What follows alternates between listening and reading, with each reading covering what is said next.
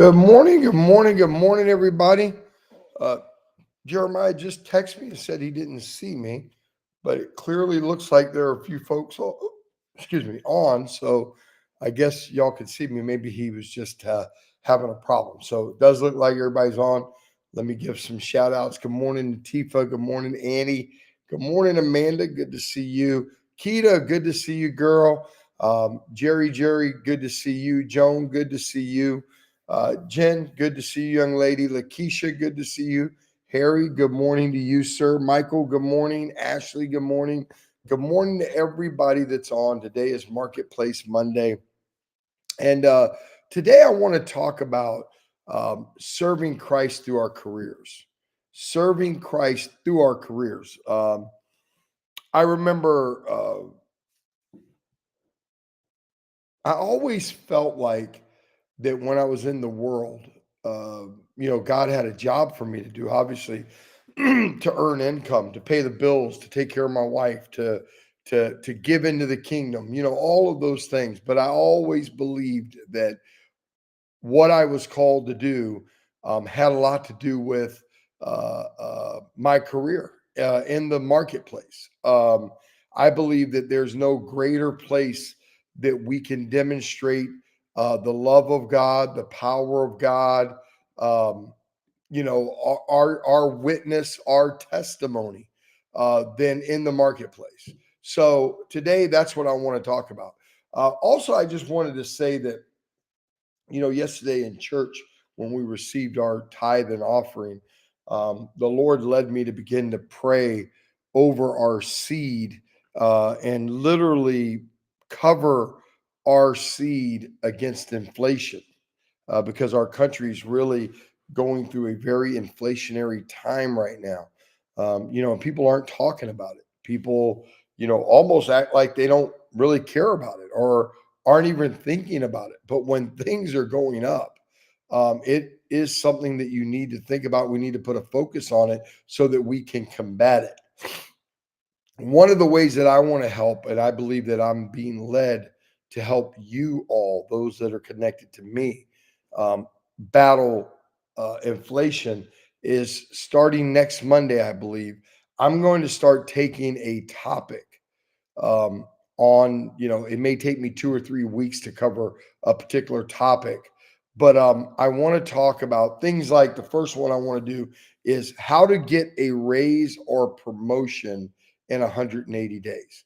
So I want to show you step by step, give you instruction, maybe even create a document for you that will 100% guarantee you a raise or a promotion in 180 days.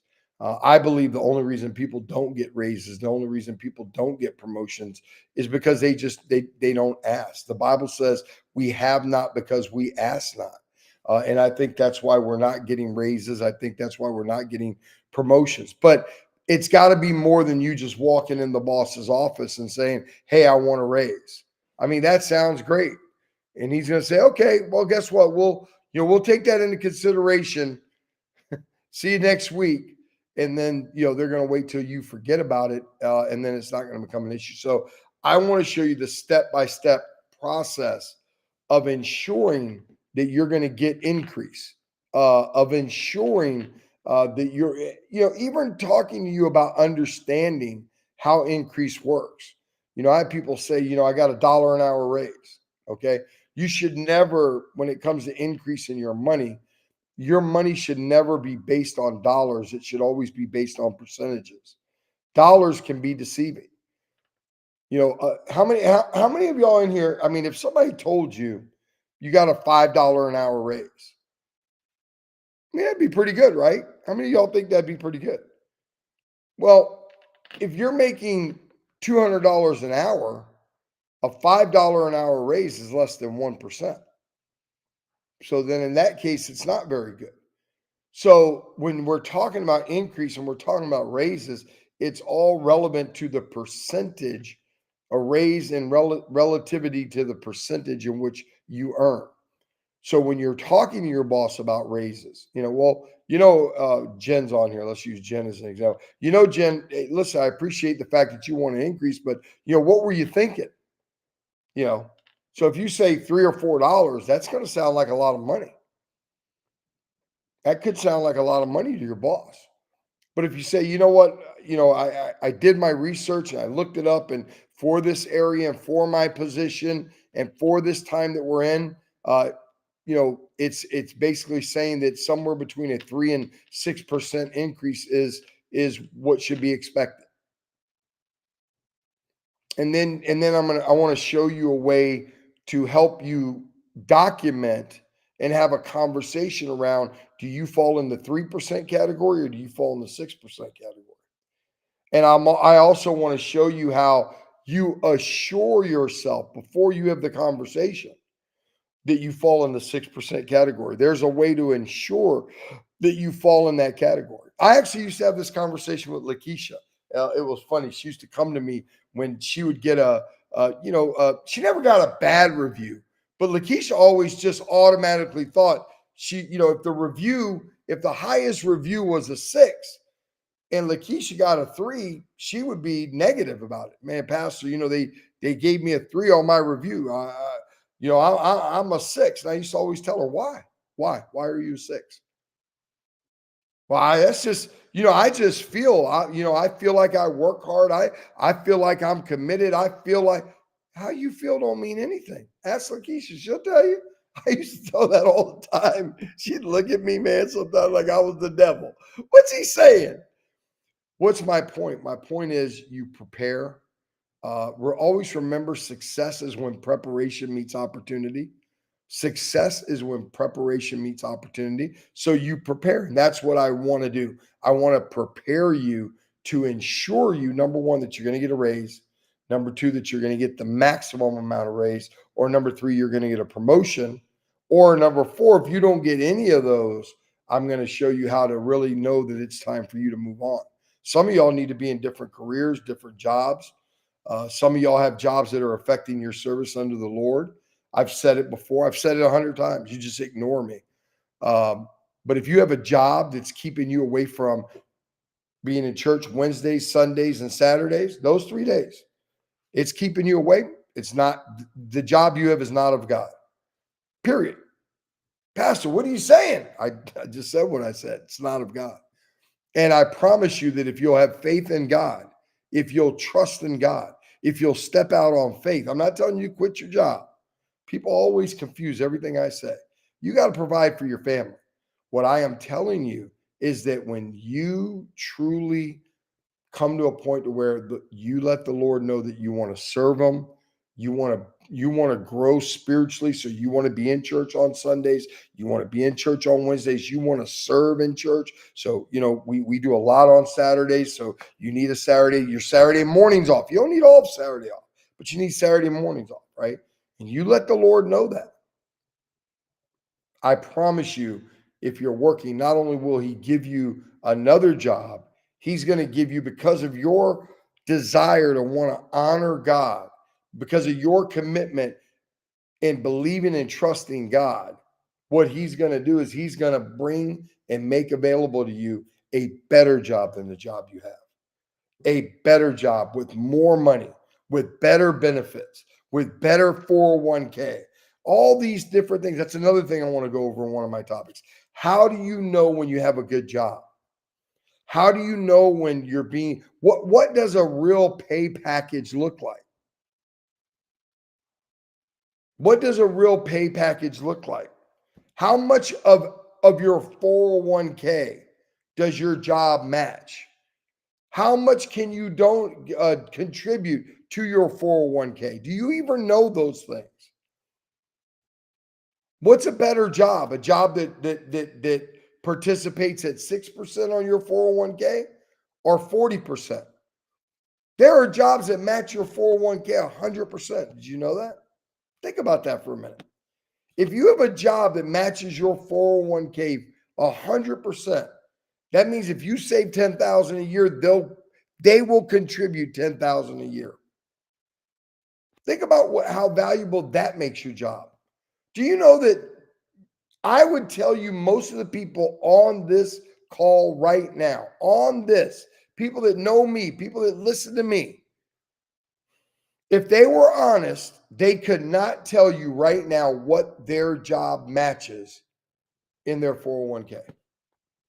If they were honest, they could not tell you how much. That is one of the biggest benefits your job has.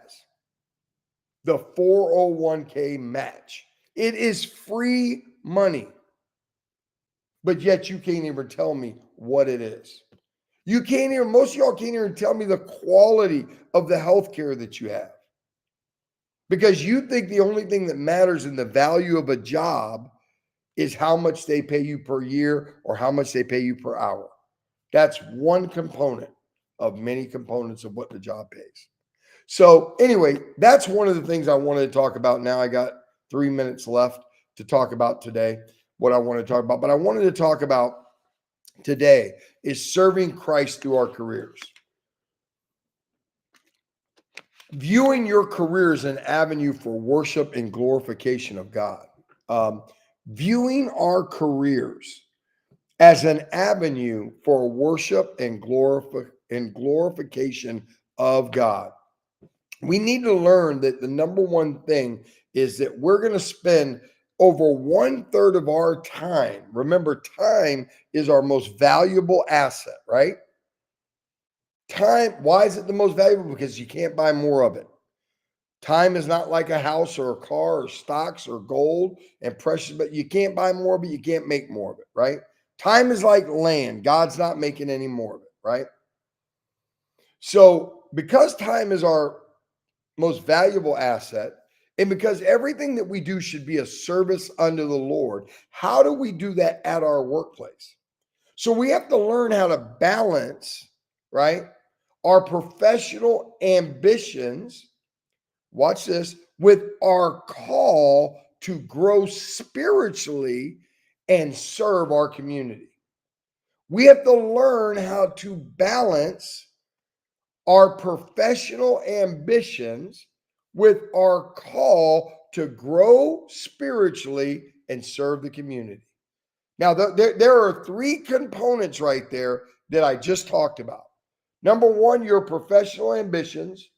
Number 2, growing spiritually.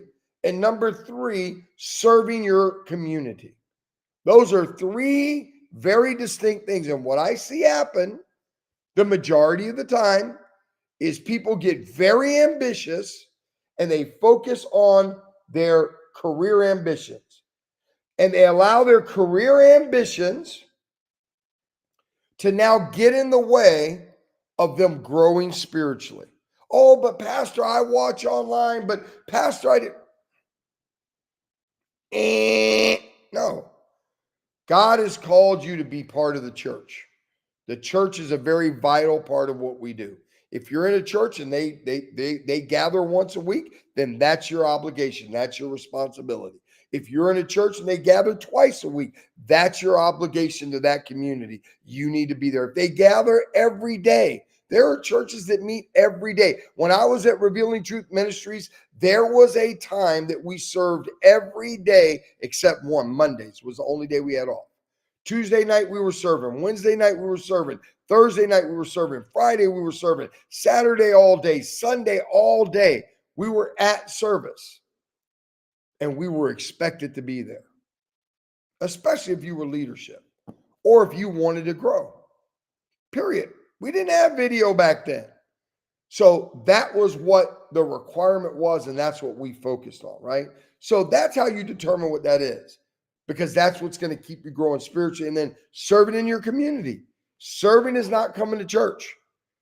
Serving is what you do with what you're learning in church to serve the body that you're a part of. That's what builds community, right? So those are the 3 components that we have. And as you see, your professional ambitions and your professional career makes up 1/3 of that. And then, well, actually 1/4 of it, because then you got to add in your family into that. So when you look at Colossians chapter 3, right, verse 23 and verse 24, let's look at that. Colossians, hold on one second. 3, what did I say, 23 and 24? It says, whatever you do, work at it with all your heart. As for the Lord, not for human masters. So the first thing we need to understand is if we're going to work and we're going to serve in our job as unto the Lord, we need to do it with all of our heart. It says in verse 24, since you know that you will receive an inheritance from the Lord as a reward. So number one, the last thing I want to say today is you got to understand that God, not your job. So when I talk about getting a raise from your job, when I talk about getting promotion from your job, you need to understand that that promotion, that raise is coming from God. And it's based on your commitment to the kingdom of God. It's not based on how good you do at work. You'll get a natural, normal raise. I'm going to show you how in the natural to get a normal raise. That's easy. For those of you who haven't had a raise in a year, you're just not, you don't understand how to position yourself. I'm going to teach you that. That's not what I'm talking about. I'm talking about the over and above. I'm talking about the raise and the increase that beats inflation. I'm talking about a time and season in my life when I was believing God for the double. You know, when I sit here and tell y'all about honoring God with your career and trusting God, knowing, I remember one time that I had a job that required me to travel on Wednesdays, and my pastor wanted me in church. And I remember telling the Lord, I am not going to do anything that keeps me away from you.